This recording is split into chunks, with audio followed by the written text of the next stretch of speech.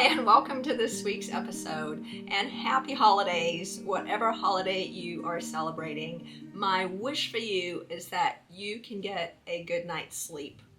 There was a time in my life where if I had been able to get one thing from that genie in a bottle, it would have been a good night's sleep. And I know many of you feel the same way. Insomnia is horrible. And around this time in life, it's incredibly common to not sleep well. A common pattern is to go to sleep and wake up early, or even just to have a very light sleep throughout the night that's very broken.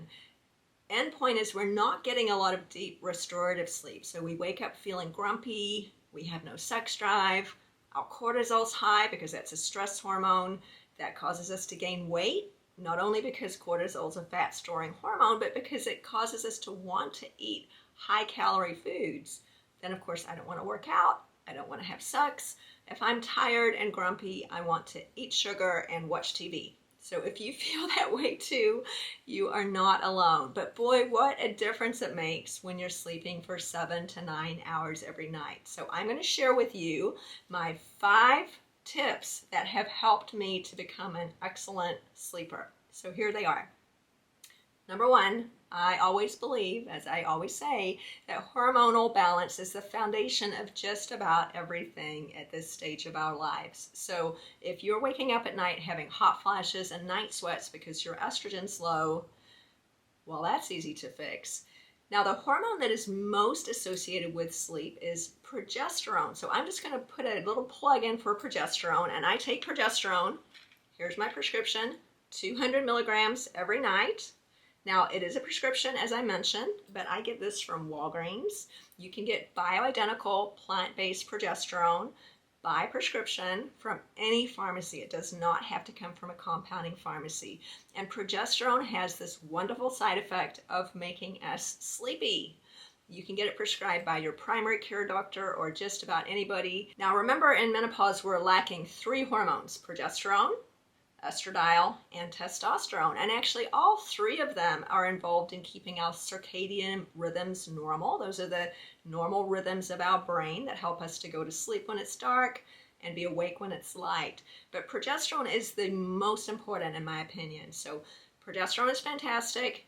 Don't forget about estrogen because having hot flashes will wake you up too. And then interestingly, testosterone also helps with sleep. So all 3 hormones are most important, but special plug for progesterone. Number 2, I'm a big fan of melatonin. Now, you can get melatonin from just about anywhere, but it's really important to get melatonin, in my opinion, that is sustained release. And why is that? Well, our brain actually makes melatonin. It's a naturally occurring substance, and there are 2 peaks of melatonin. One is right when we're going to sleep, and the second one is in the middle of the night that keeps us asleep. So sustained release melatonin products actually have 2 concentric rings of product, one that's absorbed immediately and another one that's not absorbed until later in the night. So this is a product that I like by Natural. It's a sustained release melatonin that has 2 separate peaks. And the idea is that it not only allows you to go to sleep, but it allows you to stay asleep, which is really important. Now, you might have noticed that this particular product actually has a different substance in it called 5-HTP. Now, that's another substance that is naturally occurring, and it works on our serotonin receptors, which are responsible for mood and especially for anxiety. So if you're someone like me who would wake up at 2 o'clock in the morning and start ruminating about all the things that I was worried about, you can see why 5-HTP might be useful in that respect. So melatonin plus or minus 5-HTP, there are numerous studies really showing that this actually does work better than placebo. So I'm a big fan. Now, how much should you take? Well, anywhere from 1 milligram up until 10 milligrams is safe, but we want to start with the lowest dose that works.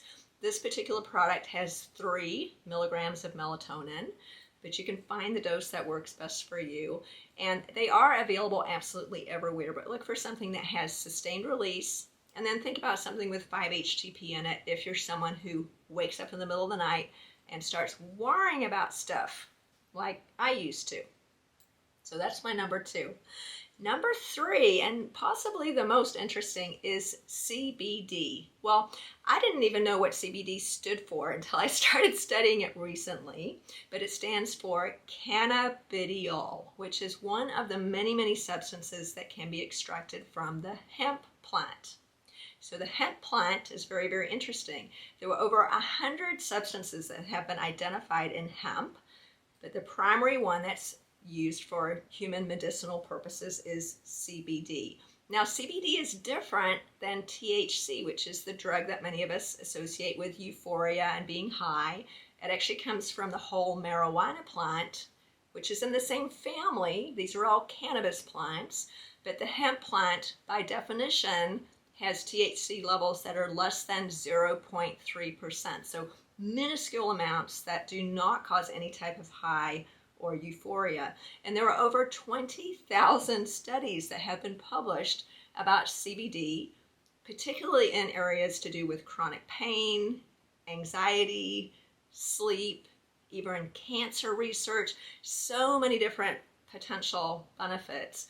But for sleep, since that's what we're talking about, I did some research because I don't like recommending anything that I have not taken myself. And this particular product, CBD oil for sleep, is made by Wellness Biosciences, which is a fantastic company that really makes CBD in the way that it should be made, in my opinion. So you've got to be very, very careful when you're looking at a company that makes CBD and understand how they go from plant to wholesale bottle and everything in between, because honestly none of it is very regulated. So it really depends on how vigilant the individual company is about making sure their product is pure and clean. So just for example, Wellness Biosciences grows their hemp in Kentucky, and then it is extracted using a process that doesn't use any solvents or chemicals, which is really critical, because if you go to, say, the grocery store or your gas station and buy a CBD gummy product that's $10, for example, for sure that CBD was not extracted in a way that did not use solvents, made sure there was no heavy metals, did multiple tests for bacteria, mold, mildew, other additives. So we need to find a source that tests reliably throughout the whole process and then gets it into this bottle in a manner that you can trust. So I love Wellness Biosciences. They don't pay me. Maybe they will someday, but I do use this product. So it's a tincture, which is the name for something that comes in a little dropper like this. So this is a dropper full of oil, and that would be one serving every night. So you put it under your tongue and it dissolves in your mouth. This has 50 milligrams of what's called full spectrum CBD. So another thing to understand about CBD is that it can be either what's called full spectrum, which includes some other very interesting compounds that are called terpenes. Now this can get very sciencey very quickly, but suffice to say that terpenes and CBD, which naturally occur in the hemp plant, work in a synergistic manner to enhance each other's properties. So if you're taking something for sleep, a full spectrum CBD is going to be potentially more beneficial than a CBD that is not full spectrum, and that could be called a pure CBD. Now, pure CBD might sound more fancy, but those terpenes are actually very, very important. Now, a full spectrum CBD is allowed to have up to 0.3% of THC, as I mentioned. That is not enough to feel high or anything. I promise I take this every night, and sometimes I wish I felt high, but I don't. Doesn't give you any of that euphoria. Now, a tiny bit of THC, as a little side note, could possibly show up on a test if you're someone who's tested at work for THC. It's a minuscule amount, but I've never heard of this happen, but the manufacturers do warn that if it's a pass-fail type of a test, you do want to be careful if you're using a full spectrum CBD, because that tiny little bit could potentially turn that test positive. But in Texas, where I am sitting right now, CBD is legal, as it is in almost every state in the country, so long as the THC is below 0.3%, which is basically how CBD is defined. So lots and lots of studies on CBD for sleep, chronic pain, anxiety, lots of studies in psychiatric medicine. it actually really does work. So I highly recommend giving that a try. And as I mentioned, this product has 50 milligrams of full spectrum CBD, as well as a little bit of extra melatonin and those terpenes that I was mentioning in each dropper. So when I recommend anything to you, as I've said, I always try it myself. And I always try one thing at a time because, if you add multiple things, who knows what worked. When I started using this tincture, and it's been about 2 months, I noticed that my deep sleep improved pretty dramatically by about 50%, even within the first week, which is pretty remarkable. And I measure my deep sleep using my Oura ring, which I'll talk to you about momentarily. So I'll put a link to how to order this if you're interested below. And yes, you do get what you pay for. These companies that use this very pure extraction method and all of the testing that I've recommended are going to be more expensive. So this one costs about $100 a month. But hey, for a good sleep, I would pay a lot more than that. And I know some of you feel the same way. So my fourth favorite thing that's helped me sleep, and I'm going to put a link to the talk I gave about this a few weeks ago, is this peptide in this little vial. Here's my favorite peptide called ipamorelin CJC 1295. Now, taking these other 3 things for sleep, as well as giving myself an injection every night, sometimes I feel a little bit like Michael Jackson, but it's not too much. These are very safe things. Remember, peptides are just a short chain of amino acids, meaning it's a short protein. Unfortunately, it does have to be injected under the skin using a tiny needle, so I do give this to myself every night at bedtime. Again, when I added this on its own in my little study on myself, I noticed a significant improvement in my deep sleep. So ipamorelin and CJC 1295, as you might recall from listening a couple weeks ago, increases growth hormone. Now, it's not growth hormone. It just causes our own body to increase growth hormone, and that is one of the hormones that drops with age that causes us to not sleep as well. So along with the other hormones that I've mentioned, melatonin, perhaps some CBD, increasing growth hormone can really help with sleep. Not only that, it also helps with maintaining and building muscle as well as burning fat. So that is my little sleep secrets. And I know it sounds like a lot, but you notice I'm not taking any prescription sleep medicines. Now, there's nothing wrong with prescription sleep medicines if you need them.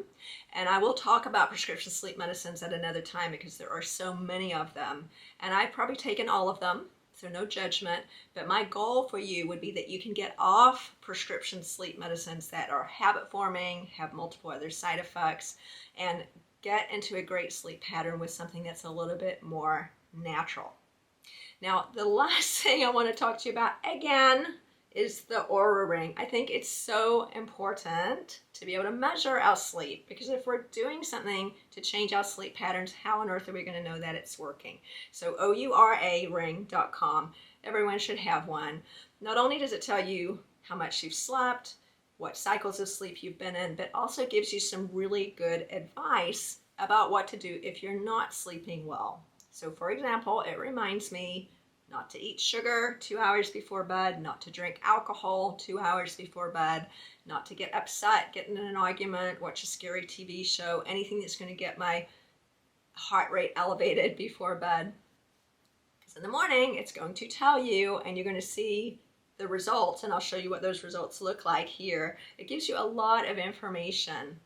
So one of the most important pieces of information is what your lowest resting heart rate is. Because you might think, well, I don't need this ring. I know when I sleep well or when I don't. But one of the really surprising and most useful things to me was showing me what my lowest resting heart rate was. So for example, when I'm very rested and peaceful, my lowest resting heart rate at night will be somewhere around 50. And that means my cortisol's low, my body's in rest and restoration, I'm getting really good deep sleep.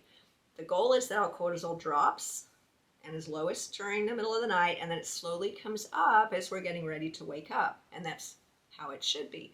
But if we're seeing a different pattern at night with our heart rate, we can assume that our cortisol is out of balance. So it's very, very useful. So if I wake up and my ring tells me that my lowest resting heart rate was, say, 62, something's not right. My body's not operating optimally. And so I can look back and see what I can do differently to improve that in the future. So it actually does give very useful, actionable information. So there you have it, my secrets about how to go from being a terrible insomniac into someone who sleeps for 7 to 9 hours every night.